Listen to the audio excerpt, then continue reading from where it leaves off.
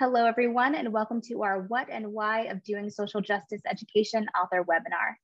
My name is Patty Webb, and I'm the Marketing Manager for Stylus Publishing. Stylus webinars bring you direct access to our authors and their latest titles. I'm happy today to introduce Scott Tharp, the author of Doing Social Justice Education, a practitioner's guide for workshops and structured conversations. Scott has worked in higher education for over 10 years with a focus on social justice education, learning assessments, and program evaluation. As a scholar practitioner, his research focuses on all aspects of social justice education, including curriculum design, facilitation, and assessment. He currently serves as the DePaul University Community Assessment and Effectiveness Specialist for the Division of Student Affairs. This webinar is also co-hosted with NASPA Region 4 East, so thank you to all of the NASPA members joining us today. And to talk more about that, we have Janelle White, the Diversity, Equity, and Inclusion Advisor for Region 4 East. Thank you, Patty. Hi, everyone. As mentioned, I'm Janelle White, she, her pronouns. And on behalf of the NASPA Region 4 East Board, I want to thank you all for tuning in to our session today. NASPA is a National Association for Higher Education Professionals and is mainly made up of practitioners and administrators who do fabulous work within our colleges and universities.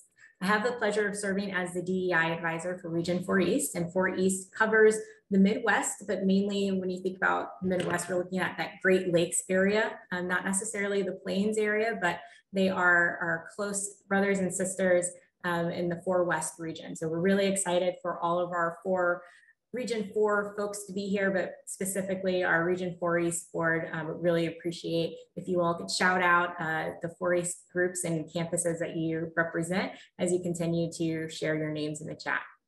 I was really excited when Scott reached out about the opportunity to collaborate on a webinar about social justice work and the importance of DEI professionals knowing how to assess the work that they're doing in order to prove value and impact in their initiatives across our college campuses. More recently, our region surveyed the audience of our members, and we had a request of more initiatives that were focusing on DEI. And that was really important for our community and our team to say, how are we going to bring initiatives and opportunities like this to our members? And we know that this is a want of our community. And so we're excited to bring you very specifically this program with Scott today. So this for specifically Region 4 East NASPA members is a 2-part opportunity. So for everyone else, thank you for joining this first part of our webinar. We have a second set that I'll talk about later at the end of our presentation, where we have an opportunity to work more closely with Scott and to receive a book and be a member of a working book club to understand how you can utilize what he's going to talk about today within your own initiatives for diversity, equity, inclusion, and social justice on your campus. So please be sure to stay tuned through the end, Region 4 East, and we've got a second part just for you. So with that, I'll turn it over to Scott. Hello and welcome one and all. I'm delighted to be here with you all today, facilitating this conversation around the book. Thank you for the gracious introduction, Patty and Janelle, and for being wonderful partners and colleagues in this process. One thing I should point out is times are changing for us all. And so as Patty mentioned, I currently serve as the Assessment and Effectiveness Specialist in the Division of Student Affairs at DePaul, but today is my last day there, and I will be transitioning to a new role as the Associate Director of Academic Program Review and Assessment at the University of Illinois at Chicago, while retaining my current position as affiliated faculty in the social work program at DePaul University. So things happening, but all good things to be sure. So before we jump into the content, I think it's important that we begin with a land acknowledgement from where I'm situated in as the host of the webinar, as it were, in Chicago.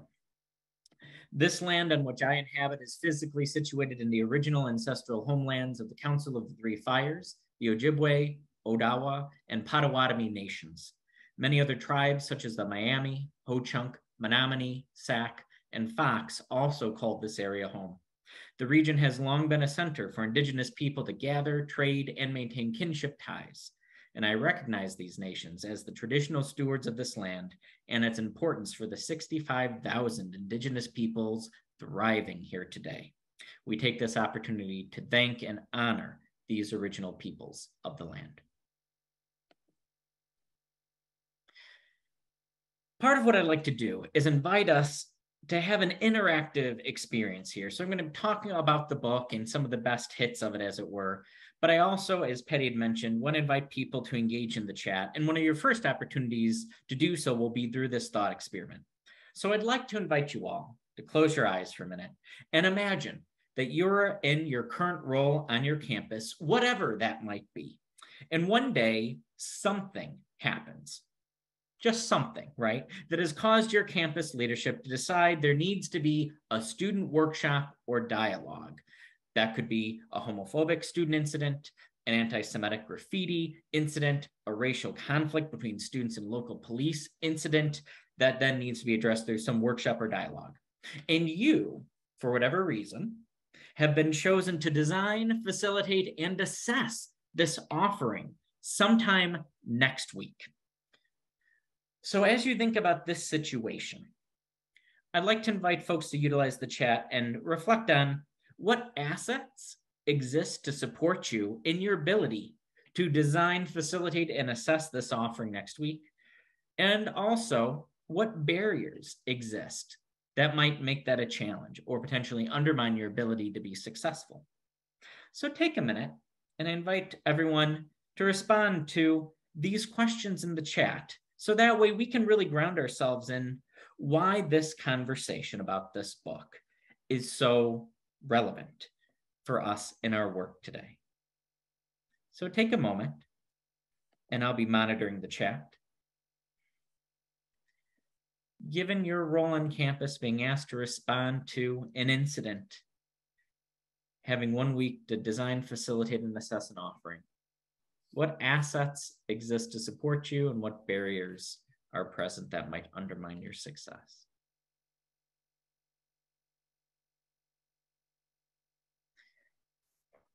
As you find yourself reflecting on this, something that I find myself thinking about and why I like this thought experiment is a couple of weeks ago, I was attending and presenting at the National Conference on Race and Ethnicity in American Higher Education, hosted in Portland, Oregon. And while this exact incident wasn't brought up, a common theme that was discussed at the conference is how often folks, traditionally folks that are frontline folks doing DEI work of some variety, are asked to do something like this, that we are the first responders for diversity and justice work. And so, in reflecting on those conversations, and I should say those repeated conversations, thought that that would be a timely way to invite us into this webinar as well. So seeing some comments offered in the chat around assets, other colleagues, perhaps committees, students in the different organizations that exist around supporting students, whether the orgs or whatnot, different colleagues professionally speaking, being able to lean into Indigenous values and ways of doing and being that welcomes folks into the experience, but also then acknowledging that some of the barriers that we've been able to identify are in this moment in time, if this were to happen today for next week, summer, and not necessarily being as equipped to communicate with students. So acknowledging some of these things that were happening. Looking to see some other barriers offered into the chat as well around the fast turnaround, expectation to do this on one's own, even though working with a team might be better. I know that resonates with me, who've in my past career was often an office of one or maybe an office of two doing this work for a campus. Thinking about resistance potentially from students to engage and participate in these workshops as well are all things that are really critical. Thinking about various barriers related to demographics and the stakeholders who are there and how those maybe are connected or come into conflict, right? In terms of trying to ensure that this event happens with integrity and support. I appreciate the comment made around, do we have the means to make sure that this event is accessible to all as we think about interpreters on short notice, right? And love this comment about the barrier, the unspoken desire to maintain the status quo.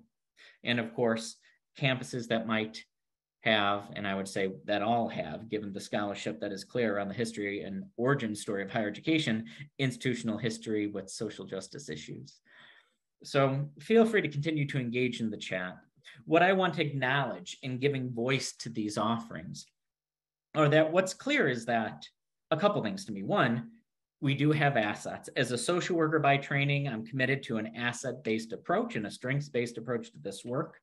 However, I think it's also important to recognize that it was seemingly easier for folks to engage with the barriers to this work, that there is a lot that makes doing this hard. And while this wasn't necessarily explicitly stated in this way, something that I find myself noticing in this thought experiment is the barrier of being able to do this with integrity. That all these barriers suggest that it's hard to do this with integrity, either because you're going solo, because of incongruence between maybe who is asking for this to happen and what are the needs of those participants, right? And so how do we think about this with the understanding that what becomes clear to me is there is no such thing as a one-size-fits-all approach. And while there is something attractive or perhaps even seductive about saying, what could I do that someone else did and just replicate it here because I don't have the time or resources or capacity to do this as well as I could, that maybe that's the solution I could apply. But instead to say, there isn't a one-size-fits-all because of all the things that we've identified. And even though that might make it easier, perhaps what we need to invite ourselves to do is commit to a process of engaging in this. And perhaps if there is an intentional process that considers many of the things that we're given voice to in the chat, can that make our work easier?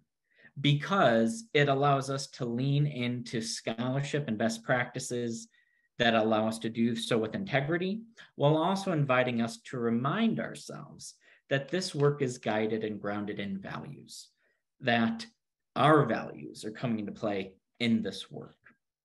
And so if I were to touch a bit more on that, I think what's important as we think about our commitment to and engagement with designing, facilitating, and assessing social justice education, values are absolutely critical.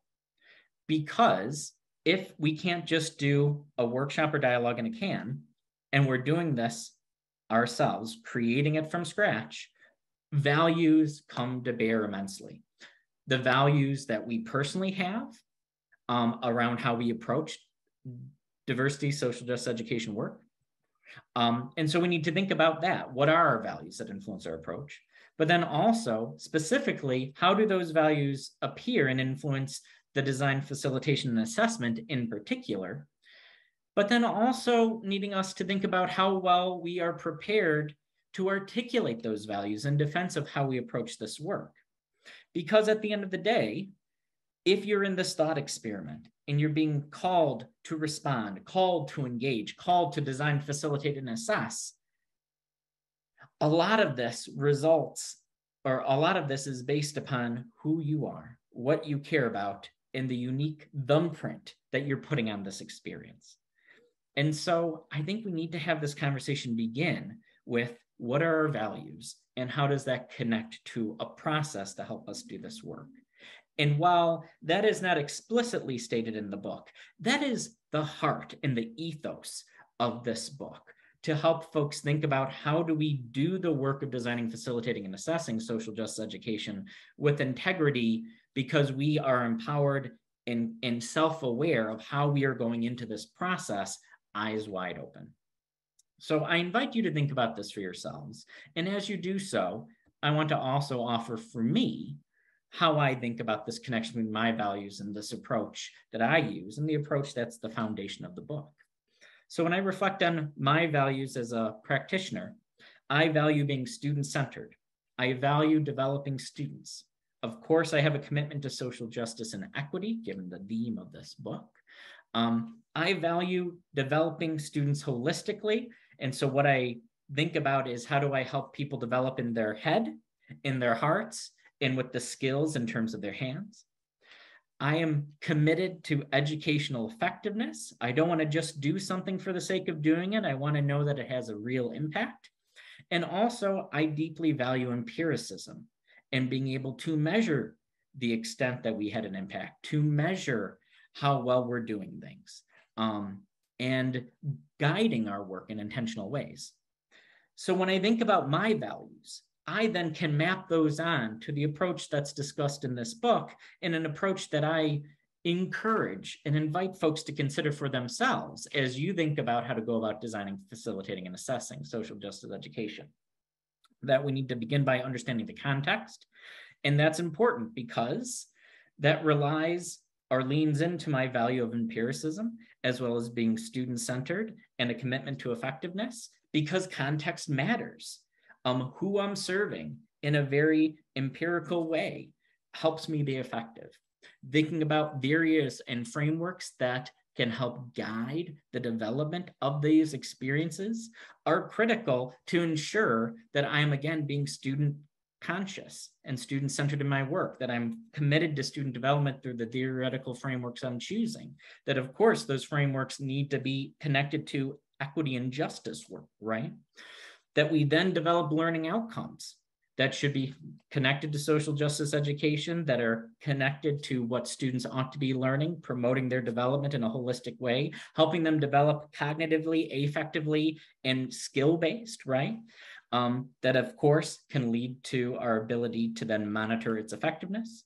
That then we lay on top of that principles for social justice education to make sure that we are doing this work with integrity, and thus in that way calling us to ensure we are being student-centered, that we are balancing the cognitive and affective and skill-based dimension of education, that we are committed to development. Then, as I do all of that to design an experience, I think about facilitation and how that connects back to my values around facilitating an experience that is achieving some of these values. And then last but not least, connecting the dots through assessment. That then is really helping ensure that we are committed to empiricism, that then is driving our ability to know how effective we are, measuring the extent to which we have had an impact on students' hearts, minds, and hands, as it were, as well as ensuring that we are indeed contributing to goals towards justice and equity. So once again, we begin with this conversation about values because we can't do this as a one-size-fits-all approach. But I think we can think about this process, and we can think about how our values come to play in this process. And if you share some or all of the values that I do, this offers an insight into why I believe this approach is valuable for practitioners who are committed to this work, and helps you think about how you can then defend why you engage in this practice, in this process of doing this work that is committed to, and I would argue congruent with, social justice principles and the better ideals of social justice education. So I've already teased this out, but what I propose and invite folks to do in the book is to think about how we go about designing, facilitating, and assessing these experiences. And for me, it is very common to start with the activities we care about, because there is something very relatable to saying, I had an experience with the privilege walk, and so that makes sense to do for other people. Or I had this deep experience when I was a student, and I think that would be a useful way to go. However, I think often when we do that, we're pulling the cart before the horse. And so what I propose that we do is we start first by thinking about the context that comes to bear on the experience, then think about the frameworks that are going to help advance development based upon what we know about the context that we're working in, as well as our own lenses through which we see the world in our work. From there, we develop learning outcomes that cultivate cultural consciousness, equity, and inclusion. And then after we do that, we develop activities or select activities and do so in such a way that we ensure that they are aligned with social justice pedagogical principles that ensure that the product of the educational experience is not just the only thing that is committed to social justice, but the process of it is also designed in such a way that it is congruent with these values. All four of those parts then, I would argue, are part of the design experience that then goes into the creation of a workshop or structured conversation. We facilitate it, but then we go on and assess it, which then allows us to not only measure the impact that we had, ideally compared to the learning outcomes that we intended to have, but then also allows us to start the loop again in terms of then looking at what we learned and then using that to additionally reflect upon how effective we were in our design and what we would do differently going forward. For folks that are familiar with assessment, this might look similar to the assessment loop, and indeed, in many ways, it is very similar. So there's that. So now that I've given this brief overview, what I want to do is provide a little bit of conversation about each of the parts, talk about what they are, and also talk about what it entails and why it is so relevant for this process. And if folks have questions, feel free to pose them in the Q&A feature, not the chat feature, but the Q&A feature, and I'll attempt to get to those throughout the presentation as well. And then, of course, we'll have some time at the end. So the first part that I propose we consider when we engage in this process is thinking about context. This is important for many reasons. Fink talks about the importance of context in their scholarship on backwards design. Paulo Freire talks about the importance of understanding the student experience when we design educational initiatives. So many people talk about why context matters, and that's important to put here as well. When we think about contextual influences, there are three categories of which I think are important to attend to. One, student-oriented contextual influences. Who are our students, demographically speaking? What do they know in terms of their prior knowledge? And what is motivating them to participate, and how does that manifest itself? Students don't come to us as an empty bucket waiting to be filled. They come with knowledge and preconceived notions, and that is extremely true when we think about social inequality, privilege, and oppression content. They're not waiting for us to tell them what this is. They have ideas. And the better we are able to consider what those preconceived notions are, that prior knowledge is, as it relates to who they are and where they are situated in their motivation to engage, that helps us be effective when we then think about learning outcomes, when we think about activities, when we move throughout the design process. And the second category are environmentally oriented contextual influences. So thinking about what do we know about the educational environment, and that refers to the localized educational environment. So where the workshop or dialogue is happening, if it's embedded in a course, if it's embedded in a resident advisor training, right? If it's happening broadly speaking. Thinking about the campus environment, what's happening on campus that might be influencing what students are thinking about, what's weighing on them. And then the broader social environment, that includes the geographically local environment of which a campus is situated, state environment, national environment, geopolitical environment more broadly, because all of these things are influencing what students are thinking about, caring about, shaping their prior knowledge, and perhaps even their expectations for an experience that then is linked to motivation, among other things. But then last but not least, the last piece that's really critical to think about is yourself as a contextual influence. And this is one that sometimes raises some eyebrows, that folks might say, well, what do you mean that I am a contextual influence?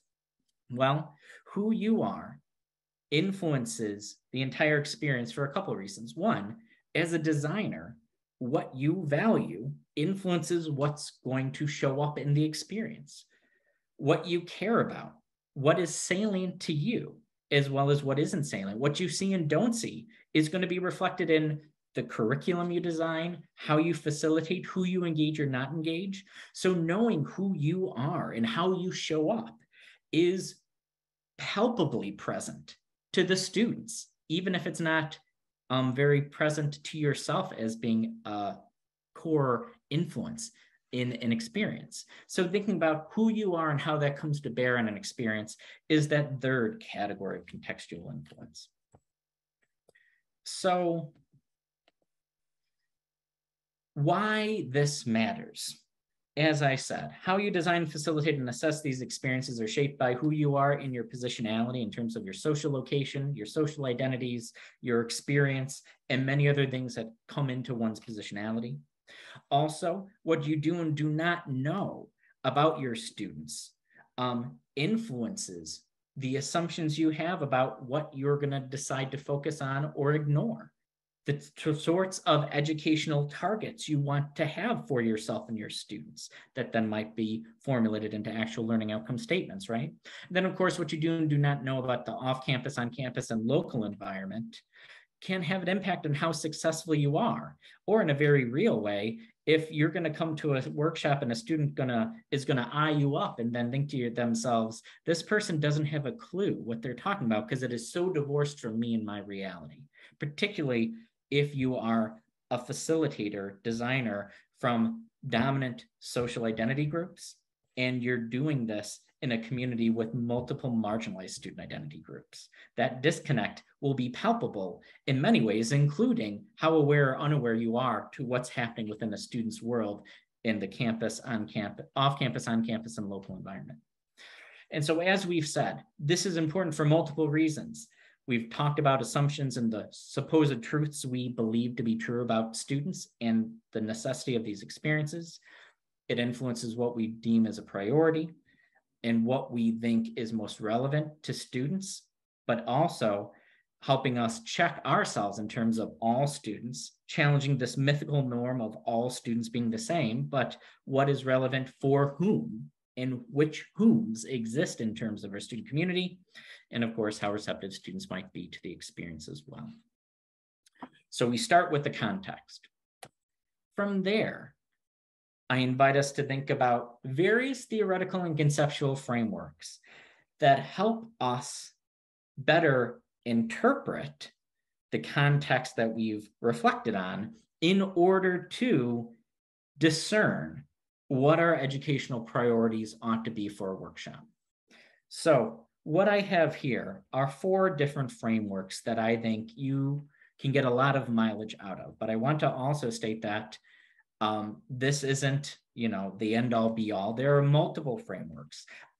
What I propose more than anything is that you consider which frameworks you use. And if you are less familiar, I think these are some good places to start. But of course, if you are doing work that is focused on a particular racial community or sexual community, there are developmental theories that might be a better fit for you. And I encourage you to use the theories that work for you. But again, asking ourselves most critically, what are those theoretical and conceptual frameworks that are guiding your work? And how are those congruent or incongruent with the contextual influences you've identified to maximize our success and impact on the student experience? So in particular, I invite us to think about 4 frameworks. 1, the developmental model of intercultural sensitivity, which was developed as a way to help us think about how students move from an ethnocentric to an ethno-relative worldview. Or we might consider the social identity development model, which takes into consideration how members from dominant and subordinate group identity experiences develop over time in terms of starting with this sort of naive consciousness around systems of power and privilege, and then develop a more nuanced understanding and language to be able to actively challenge, deconstruct, and imagine different ways of knowing and being in the world that contribute to equity. We might consider the interlocking systems of oppression framework that's really based on the work of Patricia Hill Collins, which is a sociological framework that really helps us think about the relationship between social location and interlocking systems of oppression. So thinking about race and racism, sex and sexism, so on and so forth, and how those systems come together and overlap and intersect in ways that provide very palpable, powerful experiences that on a conceptual level, we might decide is really what's most critical to help students think about who they are in the world in this more conceptual, abstract way.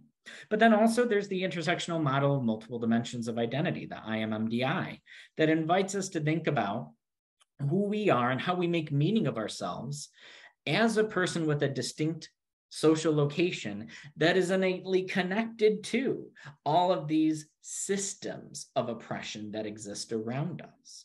So that was a very gross, unfair overview of these theories. But what I want to invite us to think about are, again, what are the theories and frameworks that you use? And how are they helping you tap into the contextual influences you've identified in order to create a more impactful experience? So again, I invite us to think about, what do you believe to be most critical for effective educational intervention? Do you believe students need to understand the big picture systems of oppression? Or are you a person that believes students need to think about who they are and how they relate to people different from themselves? That will influence your theoretical framework. Thinking about what you know or assume your students need most to develop. Depending on your contextual influences, what you think is critical for first-year students might be very different than senior students on your campus, not let alone if they're at a four-year traditional institution versus a community college. All of those things are shaping the experience that might suggest a different framework is going to be more or less useful to you. And then, of course, what other influences shape the lens through which you engage student learning? So again, as we think about who you are, what frameworks are your sort of go-to lenses that you use, and how does that shape how you think about this in various ways? And so why this is relevant in the second part of the process. This helps us, once again, ensure that we have greater congruence between how we approach this work, given the context that we've taken time to think about. It helps us align our work better for success. But then also, the context plus these frameworks create a foundation for the way in which we design, facilitate, and access these experiences. And that's going to happen whether or not we are aware of and engaging them.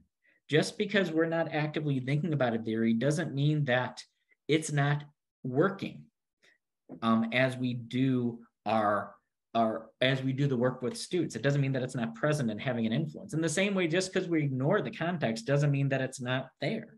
So I encourage us to identify it, make it explicit, and embrace it, so that way we can be intentional as we make our design choices. The third part then invites us to take what we know about the context and couple that with these frameworks that we think about to enhance student development, and take that together to identify learning priorities, and then in turn, develop concrete learning outcome statements that guide the design of the experience, as well as serve as the blueprint for how we begin to assess student learning. So at this stage of the game, I've begun to evolve my thinking a little bit and think about this in two parts. And the book does this as well, in terms of thinking about, first, how do we identify what we care about using this matrix model that I'll show in a second, and then how do we transform them into specific learning outcome statements. So when we begin by thinking about our education priorities, what I like to encourage us to do is think about all the types of things we want students to know, have, or feel at the end of an experience. When I first began doing this work, that would often be the way I would approach conversations with clients, if you will, faculty or staff inviting me in to do a workshop. I'd say, well, what do you want students to know, have, and feel? And from there, we'd have a conversation and I'd help them decide what it is they really wanted. After doing that a long period of time, what I realized is essentially I was doing what's on this cube, where we think about there at the bottom row, there are these three domains of learning. Are we cultivating student knowledge? Are we cultivating awareness? Or are we cultivating skills and behaviors? And then along that column, that second dimension are these social levels. So thinking about how are we cultivating knowledge, awareness, and skills that are similar but distinct from one another if we think about how that's happening on an intrapersonal level about myself, an interpersonal level as I connect with other people, a communal level in terms of understanding the communities I belong to and communities that are different from myself, an institutional level as we think about education as an institution, the legal system as an institution, hospitals as an institution, or medical care as an institution, and then the broadest cultural level or the macro systemic level that is happening all around us. So we can say that we want them to know about privilege, but what that looks like is going to be different if we're talking about knowledge, awareness, and behaviors. And if we're wanting to focus on privilege at an intrapersonal level versus privilege in this abstract and macro cultural systemic level. But that's not all. We also need to ask ourselves with intention, are there particular ways of knowing and being that we want to focus on as well? And so this third dimension talks about these social identity categories. And I want to acknowledge that this is an imperfect image. A cube does a poor job of illustrating this.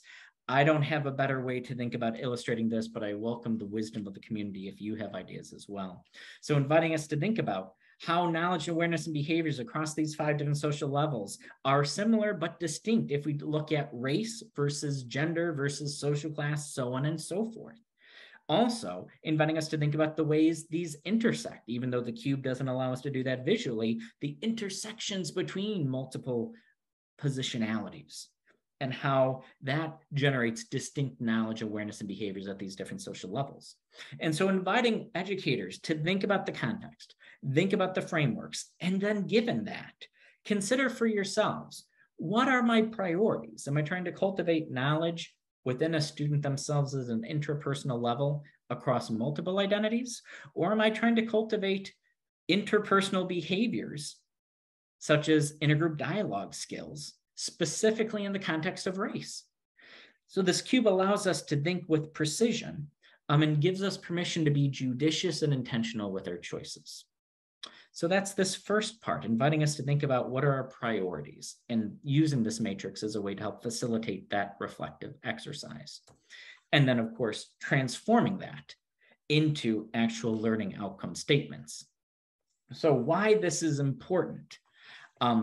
Again, all of these experiences are designed under constraint or parameters that require us to make priorities based on what we believe to be critical, given what we know about the context and the frameworks that we adopt.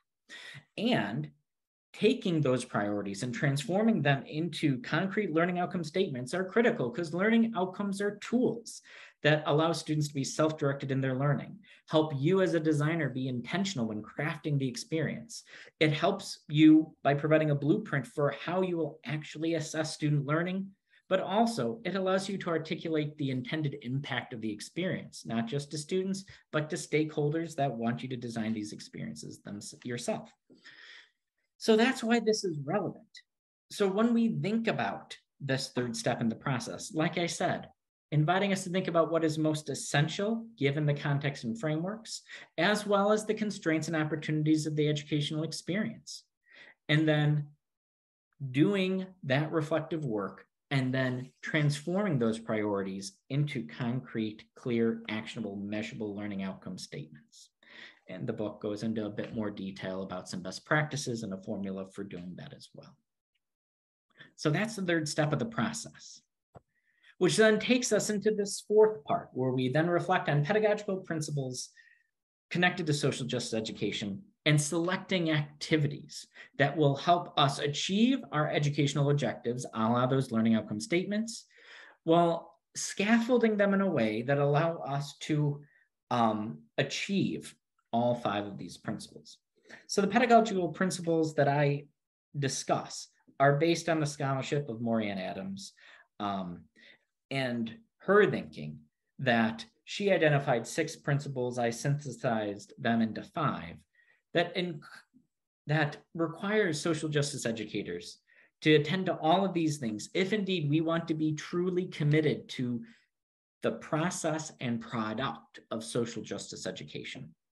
That we must develop knowledge, awareness, and behaviors of students. Now, this doesn't necessarily mean you have to have a learning outcome for each of these, but through the educational experience, we must be committed to developing skills just as we are committed to developing knowledge and awareness, even if we are not going to have skill building be an intentional learning outcome statement. We want to think about how we create experiences that help people practice behaviors, practice these skills, let's say, right?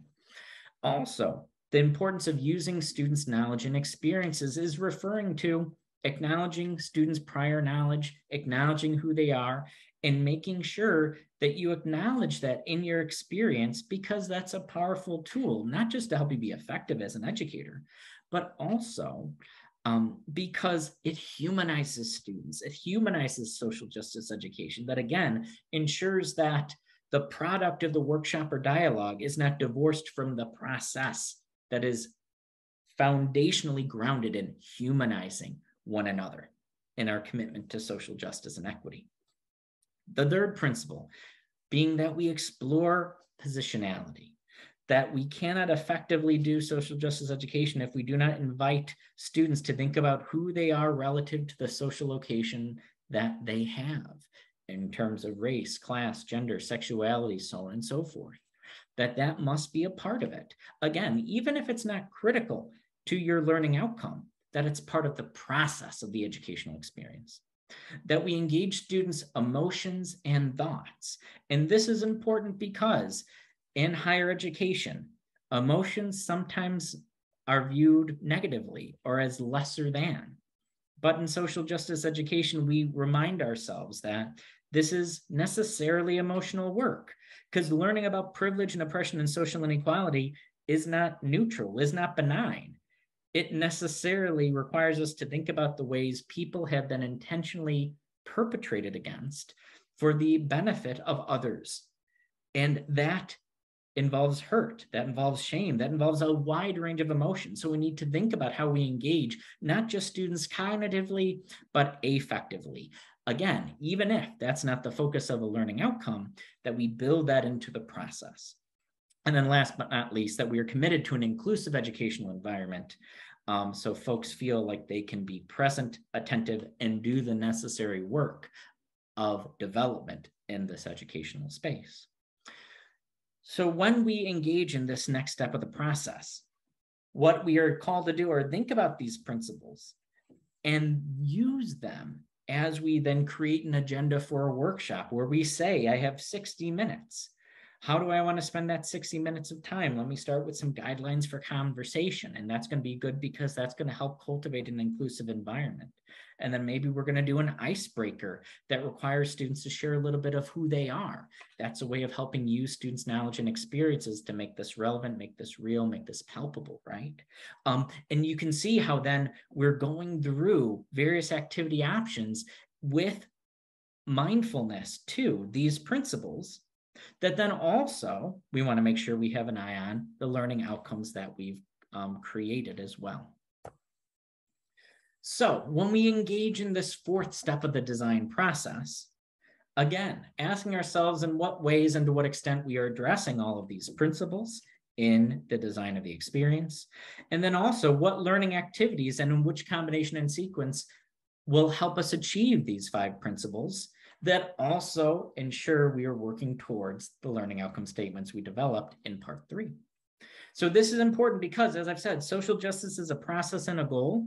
And so we cannot just focus on designing an experience and trusting that it's fine. We must be attentive to how we have done that and thinking about the experience of students throughout the actual process itself, because that helps us make sure we are humanizing this experience, that the work is not losing sight of students as people and not just objects that go through an experience.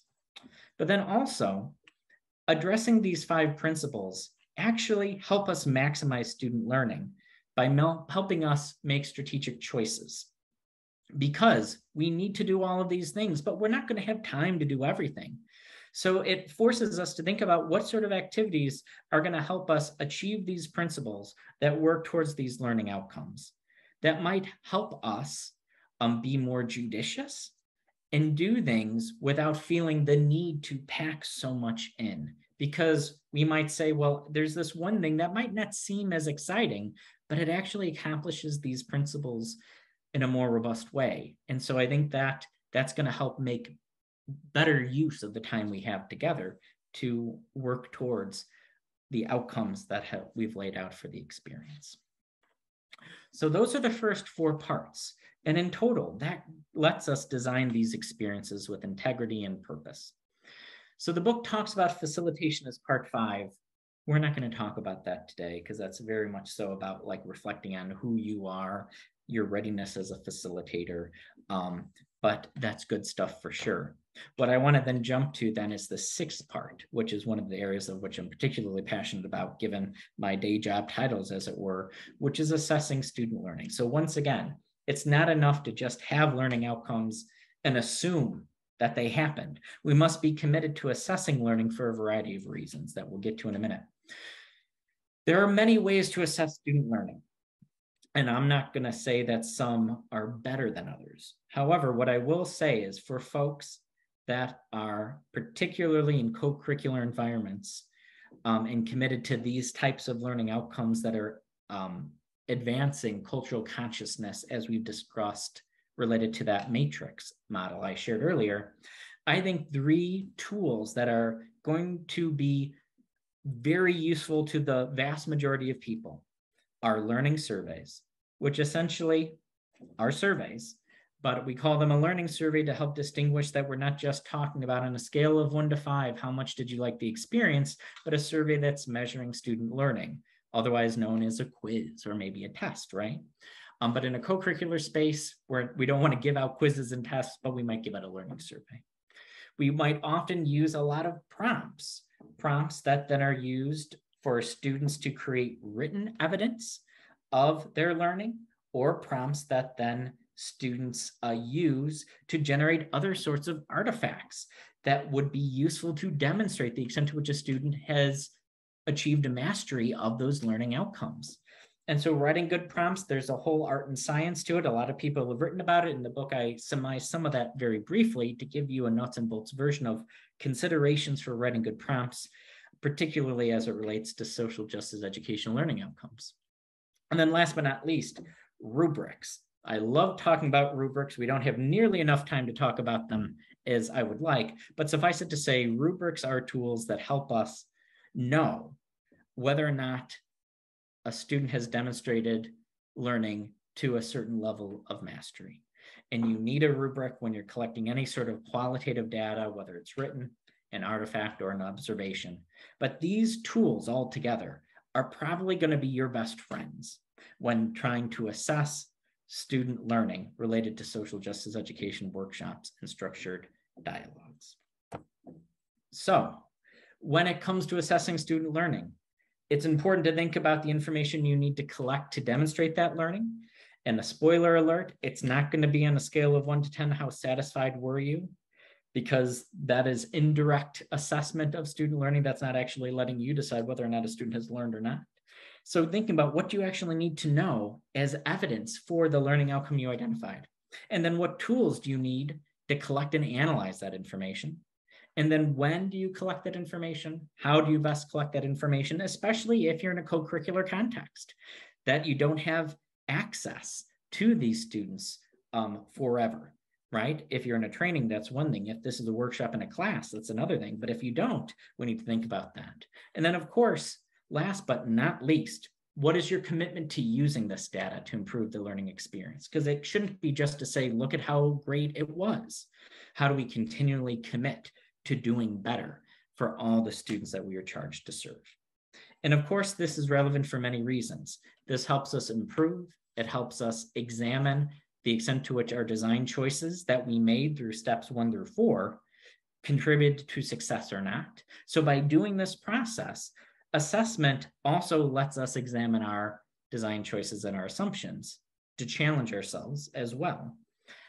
In addition to, of course, demonstrating our impact on the learning, and of course, soliciting financial support for future endeavors, because it's easier to get more money for your educational initiatives if you can provide robust evidence of student learning that says what you did had a measurable impact on students.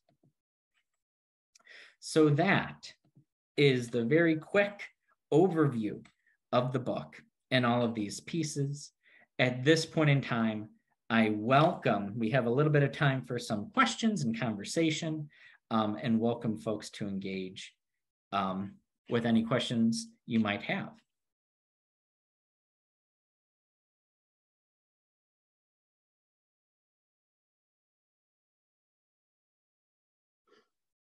And if so, feel free to put them in the chat. and we can engage them otherwise.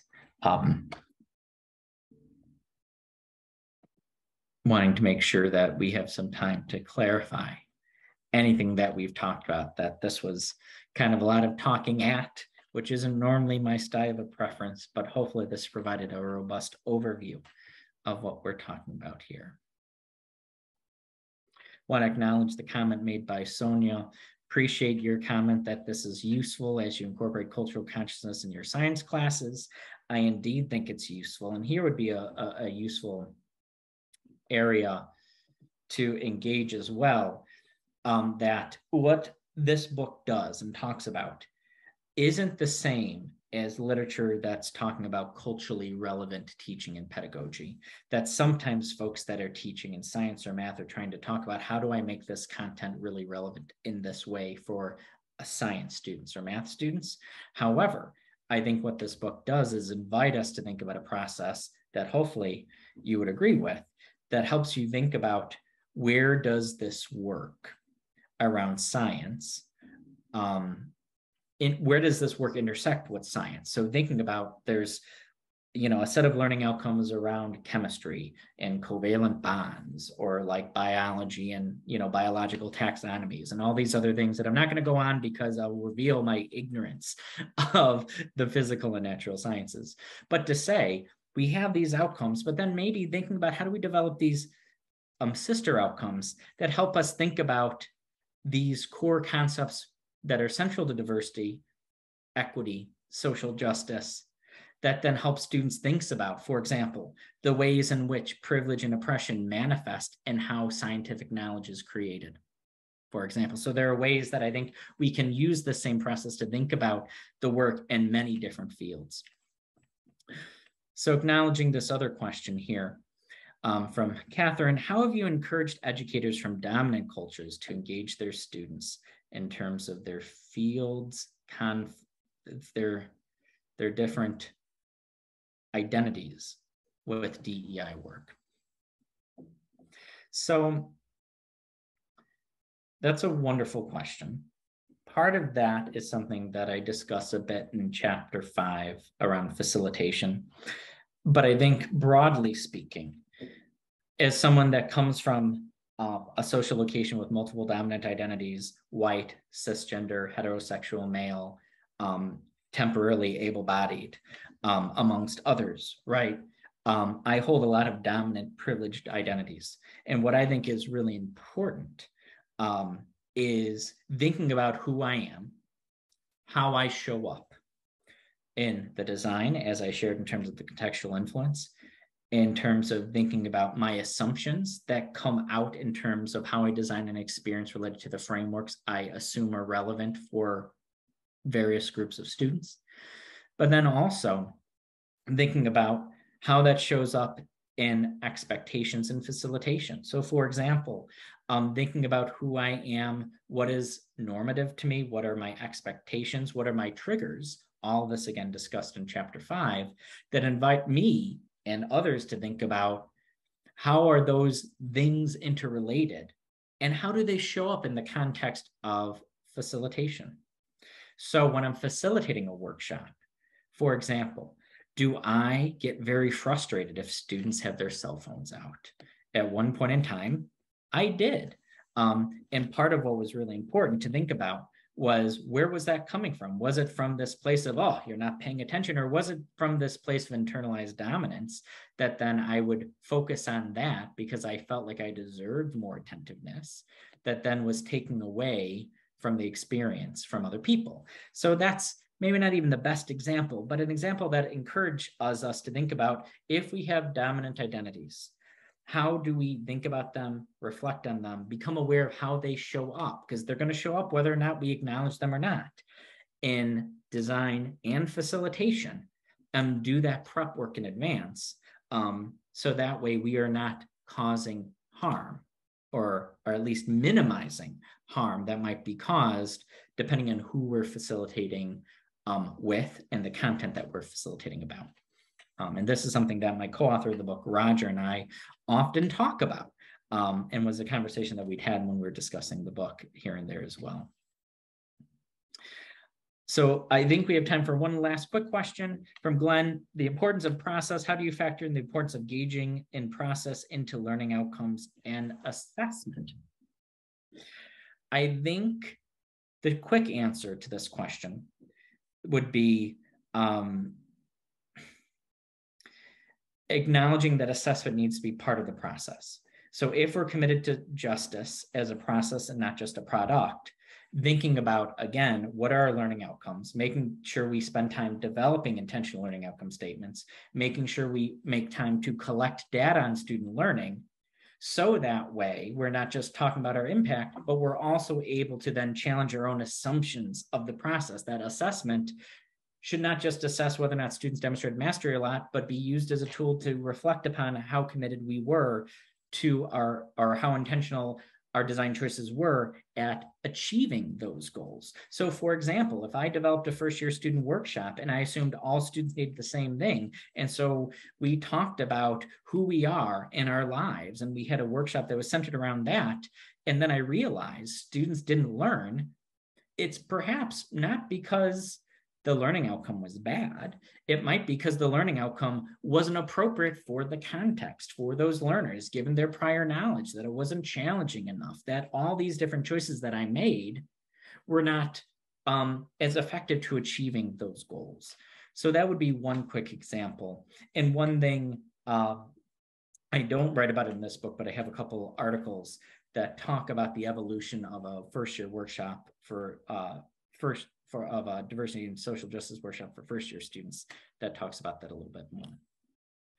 So we are just about out of time. So with that, I'd like to thank folks for their time and attentiveness. I'm be delighted to stay connected and stay connected in this learning community. Of course, there's some information here about the book as well. If you're interested in a discount for the book, the discount code is there on the slide, and then you can access that through Stylus. With that, though, I'll turn it over to Janelle and then Patty to wrap things up. Wonderful. Thank you so much, Scott. This was amazing. And I'm so excited to read the book and to connect in person at our part 2 workshop. So specifically, as I mentioned at the start of our conversation today, we have a special opportunity for NASPA members of Fort East, and I'll put more information in the chat when I'm done. We're inviting you to join us for a special part 2 workshop on Monday, September 12th. So you have a bit of time to read the book and to work through it and come with any ideas and insights that you have about how you can design or revise an initiative that's happening on your campus. And Scott's gonna work with us. So we're working to make this a manageable group of 30 people. So register today. I'm gonna put the link in the chat, and I can't wait to read this and see you all in September. So thank you all. And thanks for hosting this with us, Scott. I really appreciate it. And I'll turn it over to Patty. Hi, everyone. Thank you to Scott for sharing his time with us today. And thank you to NASPA Region 4 East for co-hosting this event. If you are interested in ordering Doing Social Justice Education, use code DSJE20 to get 20% off the book and free shipping from Stylus. I will share the link and code in the chat bar. We also have 3 raffle copies of Doing Social Justice Education up for grabs for all of today's live attendees. And those winners will be contacted via email. So watch your inboxes to see if you've won a copy of the book. The webinar video replay will be available by Friday and shared on all of our Stylus social media feeds. Registrants will also receive a follow-up email with all of the links shared today. Also visit our Stylus webinar calendar online to check out our upcoming webinar events. If you have any feedback on this webinar or any requests for future webinars, please feel free to email us directly at stylusinfo@styluspub.com. Thank you all again and have a great afternoon.